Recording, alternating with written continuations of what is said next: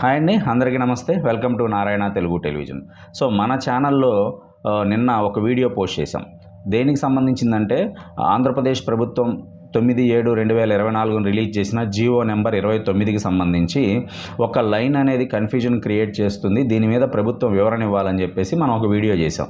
తల్లికి వందనం అనే స్కీమ్కి సంబంధించిన, అంటే 1వ క్లాస్ నుంచి ఇంటర్మీడియట్ వరకు పిల్లలకి రావాల్సిన 15,000 రూపాయల స్కీమ్కి సంబంధించి కూటమి ప్రభుత్వ హామీకి సంబంధించి సో జీవో నెంబర్ 29 అనేది ఒక్క line financial assistance to mother అన్నారు. అది అత్యంత కన్ఫ్యూజన్ క్రియేట్ చేస్తుంది అని చెప్పేసి మనం ఒక వీడియో చేసాము. సో దాని మీద ప్రభుత్వం ఖచ్చితంగా వివరణ ఇవ్వాలి అని కూడా మనం ఒక వీడియో చేయడం జరిగింది. మనం ఊహించినట్టుగానే ఏదైతే మన ఛానల్లో మనం వీడియో చేసామో ఆంధ్రప్రదేశ్ ప్రభుత్వం దీని మీద వివరణ ఇవ్వాల్సిన అవసరం వస్తుంది అని చెప్పి ఏదైతే మనం ఎక్స్పెక్ట్ చేసామో, సో దానికి అనుకూలంగానే ఆంధ్రప్రదేశ్ ప్రభుత్వము స్కూల్ ఎడ్యుకేషన్ డిపార్ట్మెంట్ అనేది జీవో నెంబర్ 29 మీద ఒక ప్రెస్ నోట్ అనేది, ఒక వివరణ అనేది రిలీజ్ చేసింది. దాని ప్రకారం ఆంధ్రప్రదేశ్ ప్రభుత్వం జీవో నెంబర్ 29 మీద ఇచ్చే వివరణ ఏంటి అంటే, సో ఏదైతే గతంలో జీవో నెంబర్ 29 రిలీజ్ చేశామో అది ఆ తల్లికి వందనం స్కీమ్ గురించి కాదు, అది ఆధార్ గురించి, ఆధార్ అనుసంధానం గురించి అని చెప్పేసి ఆంధ్రప్రదేశ్ ప్రభుత్వం అనేది వివరణ ఇచ్చింది.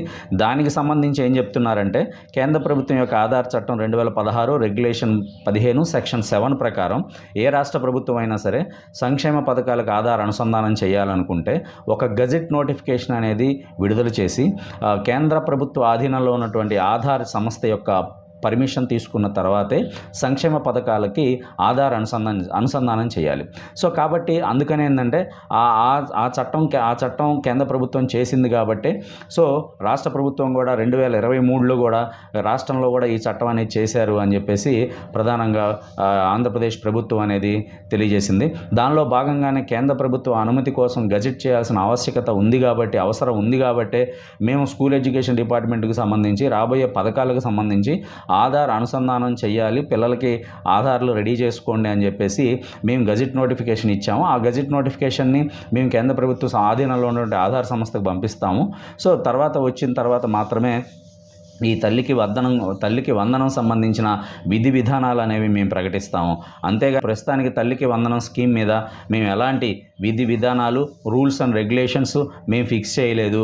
ఇవి ప్రతిపక్షాలు కానీ సోషల్ మీడియాలో కానీ వస్తున్న వార్తల్ని నమ్మొద్దు అని చెప్పేసి ఆంధ్రప్రదేశ్ ప్రభుత్వం అనేది ఒక ప్రెస్ నోటు రిలీజ్ చేసింది.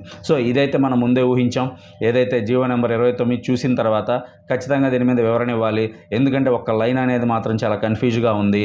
మదర్కి ఇస్తారా, మదర్ని ఒక యూనిట్గా తీసుకుంటారా, స్టూడెంట్ని ఒక యూనిట్గా తీసుకుంటారా అనేది మాత్రం కన్ఫ్యూజన్ ఉంది. దీనివల్ల అనేక విమర్శలు ఎదుర్కోవాల్సి వస్తుందని చెప్పి మనం ముందుగానే ఊహించాము.